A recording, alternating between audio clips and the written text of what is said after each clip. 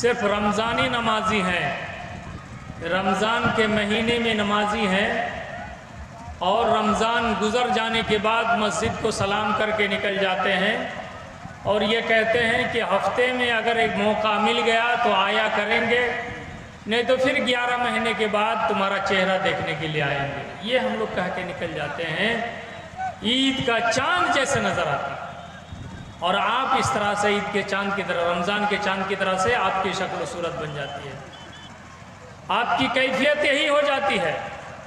دوستو، مکئی کی کھیتی بہت بڑھیا ہوئی، آپ کو ریٹ بھی اچھا ملا، مکئی کو آپ نے سمیٹ لیا، دھان کی کھیتی ہوئی، گیہوں کی کھیتی ہوئی اور بہت ڈھنگ سے آپ نے سمیٹ لیا۔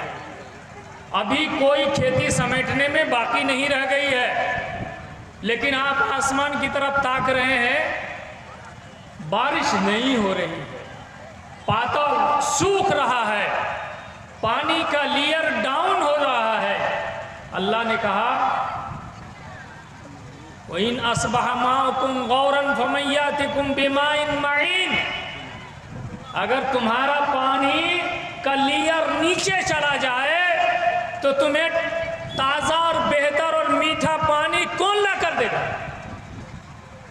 یہ ہو رہا ہے دوستو، لوگ کہہ رہے ہیں کہ درختوں کو کاٹ لیا گیا ہے زیادہ، اس وجہ سے آب و ہوا میں تبدیلی آ گئی، فضا میں فضائی تابکاری بڑھ گئی، یہ سب کہنے کی باتیں ہیں، لیکن جو اصل مسئلہ ہے، ابن ماجہ کی ایک صحیح روایت ہے کہ نبی کریم صلی اللہ علیہ وسلم نے 5 چیزوں کو بتایا، 5 چیزوں کو بتایا کہ 5 چیزیں اگر ہوتی ہیں تو تمہارے درمیان پریشانیاں بڑھ جاتی ہیں، اللہ کا عذاب آتا ہے۔ ان میں سے ایک چیز اذا منعوا الزکوٰۃ، جب زکوٰۃ ادا کرنا یہ لوگ رک جائیں گے، زکوٰۃ نہیں ادا کریں گے ڈھنگ سے، تو اللہ تبارک و تعالی کیا کرے گا؟ اس کے عوض میں کیا کرے گا؟ اللہ تبارک و تعالی بارش روک دے گا آسمان سے۔ سینے پہ ہاتھ رکھ کر کہیے، کسی کے گھر میں 50 کنٹل، کسی کے گھر میں 100 کنٹل، کسی کے گھر میں 150 کنٹل مکئی کی کھیتی ہوئی ہے، مکئی گھر میں آیا ہے اور اس کو بیچ دیا، لیکن کیا 1 کنٹل میں 5 کلو آپ نے نکالا صحیح ڈھنگ سے؟ تو ہم لوگوں کا مسئلہ یہ ہے کہ ہم لوگ زکوٰۃ صحیح سے ادا نہیں کر رہے ہیں، اور آپ کی پہچان یہ ہے کہ مسجد بنانے والے آپ ہیں تو آپ زکوٰۃ بھی ادا کرتے ہیں، زکوٰۃ صحیح ادا نہیں کرتے۔ آسمان سے بارش رک گئی، کچھ جگہوں پر آج کٹیہار کے کچھ جگہوں پر آج استسقاء کی نماز پڑھی گئی ہے، کل کچھ جگہوں پر پڑھی جائے گی انشاءاللہ، ذیلی جمعیت کی طرف سے اعلان ہوا ہے۔ کچھ لوگ جمعہ کے بعد سنیچر کو پڑھنے والے ہیں، کچھ لوگ جمعہ کی مسجدوں میں دعا کرنے والے ہیں۔ توبہ اللہ کیجئے بھائی، توبہ اللہ کیجئے، آپ لوگ مسجد کو آباد کرنے والے بنیے۔ اللہ تبارک و تعالیٰ کیا کہتا ہے؟ انما یعمر مساجد اللہ، یقیناً اللہ کی مسجدوں کو وہی لوگ آباد کرتے ہیں، وہی لوگ تیار کرتے ہیں من آمن باللہ، جن کا ایمان اللہ پر ہے، جن کا ایمان اللہ پر ہے، اور اس کے بعد والیوم الآخر، اس کے فوراً بعد کہہ دیا ایمان باللہ کے بعد آخرت پر آپ کا ایمان ہے، اور اتنا جلدی یعنی اللہ پر ایمان لانے کے فوراً بعد آخرت کے ایمان کا تذکرہ اسی لیے کیا جاتا ہے تاکہ آپ کے دنیا کا پوری زندگی، آپ کی دنیاوی پوری زندگی کا مقصد آخرت ہے۔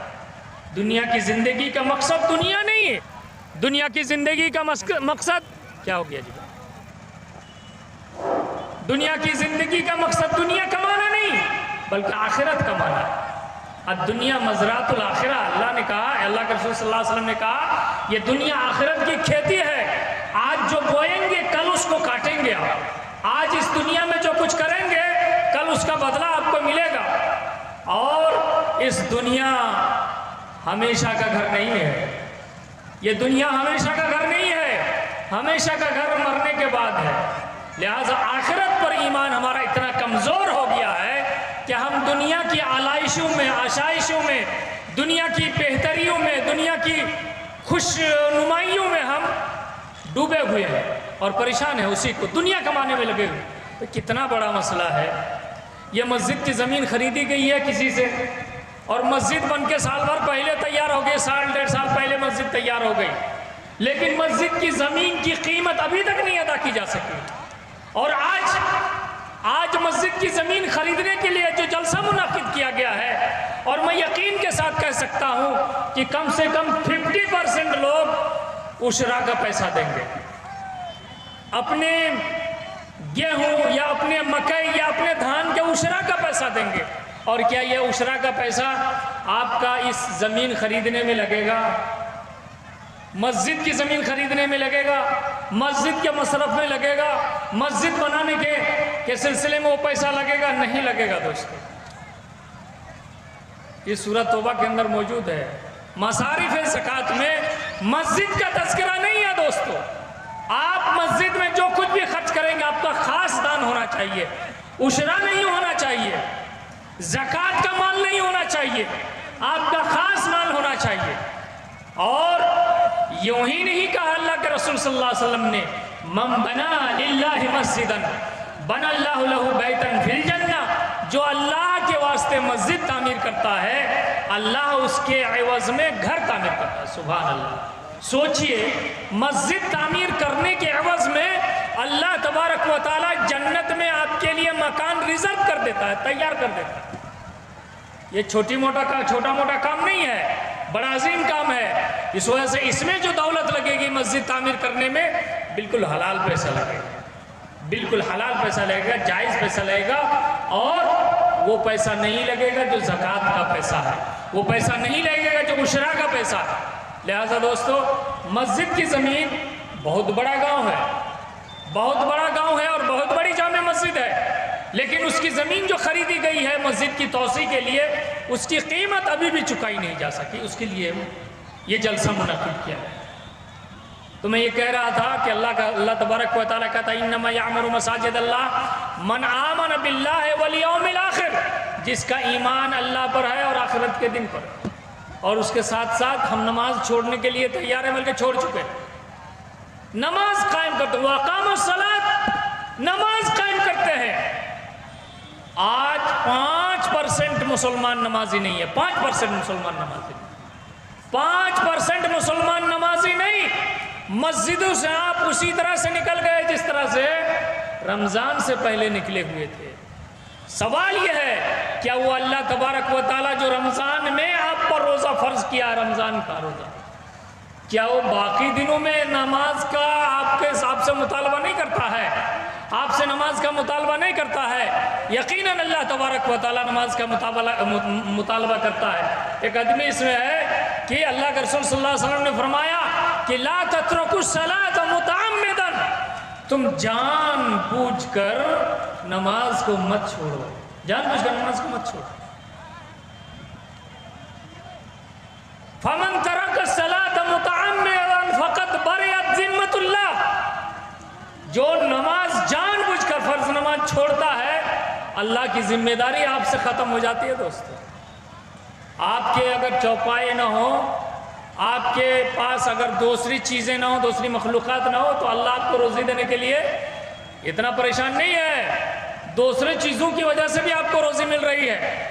لہٰذا فرض نماز چھوڑنے سے اللہ آپ کی حفاظت کرے گا، اس کی ذمہ داری ختم ہو جاتی ہے۔ آپ عرضۃ للذیاب، ضائع ہونے کی کگار پر آ جاتے ہیں، بربادی کے دہانے پر آ جاتے ہیں۔ فجر کی نماز جو چھوڑ دیتا ہے، فجر کی نماز جو چھوڑ دیتا ہے، اللہ کی ذمہ داری اس سے ختم ہو جاتی ہے۔ اسی طرح جو عصر کی نماز چھوڑ دیتا ہے، فَكَأَنَّمَا وُتِرَ أَهْلُهُ وَمَالُهُ، اس کی اولاد کی برکت، اس کی دولت کی برکت ختم کر دی جاتی ہے یہ عصر کی نماز چھوڑنے کی وجہ سے۔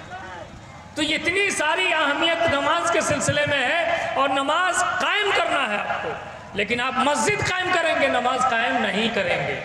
آپ مسجد قائم کریں گے، نماز قائم نہیں کریں گے، آپ مسجد قائم کریں گے لیکن بھائی کے بغل میں کھڑے ہو کر نماز پڑھنے کے لیے تیار نہیں ہے۔ آپ 5 وقت کے نمازی ہیں لیکن آپ کے بھائی سے دشمنی ہے، حسد ہے، ڈاہ ہے، جلن ہے۔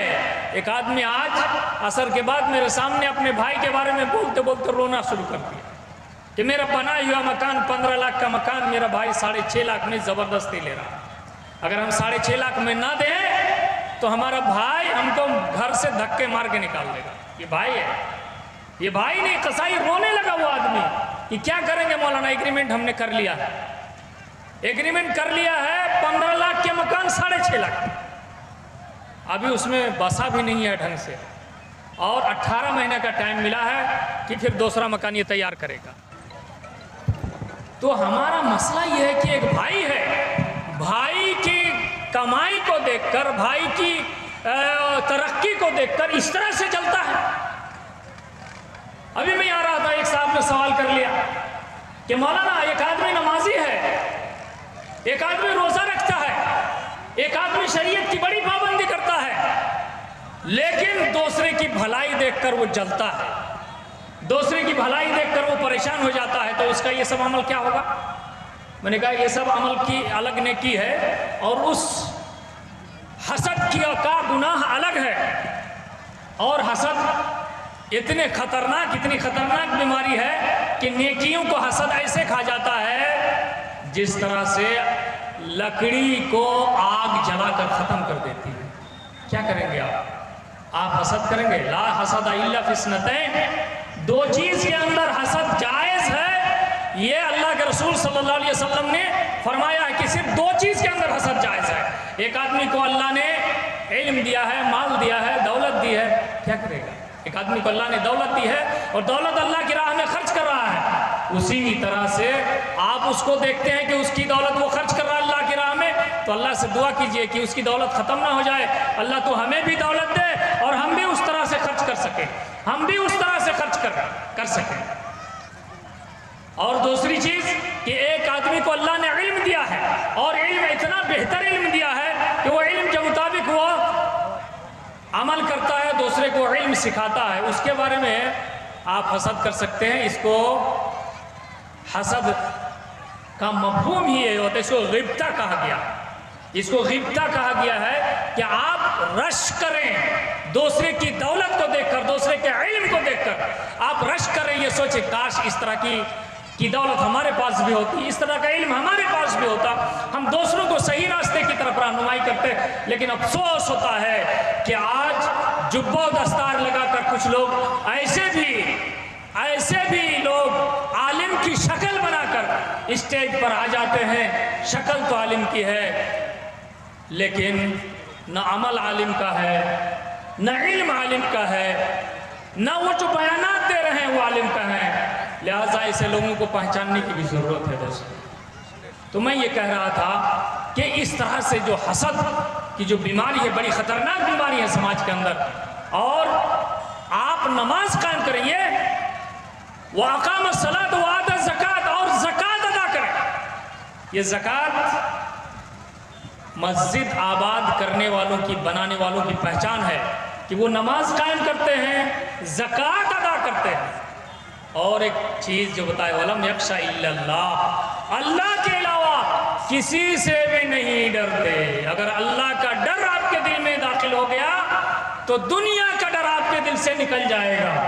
اللہ کا ڈر جس کے دل میں داخل ہو گیا، دنیا کا ڈر اس کے دل سے نکل جائے گا۔ اس لیے کہتا ہوں جو رب سے ڈرتا ہے وہ کسی سے نہیں ڈرتا، اور جو رب سے نہیں ڈرتا ہے وہ سب سے ڈرتا ہے۔ لہذا دوستو یہ ایسا ڈر ہے جو صرف اللہ سے ہونا چاہیے، اللہ سے خوف ہونا چاہیے، اللہ سے ڈر ہونا چاہیے، اور مسجد قائم کرنے والے صرف اللہ سے ڈرتے ہیں۔ فَعَسَىٰ أُولَٰئِكَ أَن يَكُونُوا مِنَ الْمُهْتَدِينَ، اللہ نے ایک سرٹیفکیٹ دی ہے کہ امید ہے کہ یہی لوگ ہدایت پر ہیں، یہی لوگ ہدایت پر ہیں، یہی لوگ راہ راست پر ہیں۔ لہٰذا ایمان باللہ، ایمان بالآخرت، اللہ پر ایمان ہو، آخرت پر ایمان ہو، نماز قائم کریں، زکوٰۃ ادا کریں، اللہ کے علاوہ کسی سے آپ خوف نہ کریں، تو یقیناً آپ ہدایت پر ہیں دوستو. یہی سرٹیفکیٹ اللہ کی جانب سے ہے. وَأَنَّ الْمَسَاجِدَ لِلَّهِ فَلَا تَدْعُوا مَعَ اللَّهِ أَحَدًا. مسجدیں اللہ کے لیے تیار کی جاتی ہیں، اس لیے مسجدوں میں اللہ کے علاوہ دوسرے کو پکارا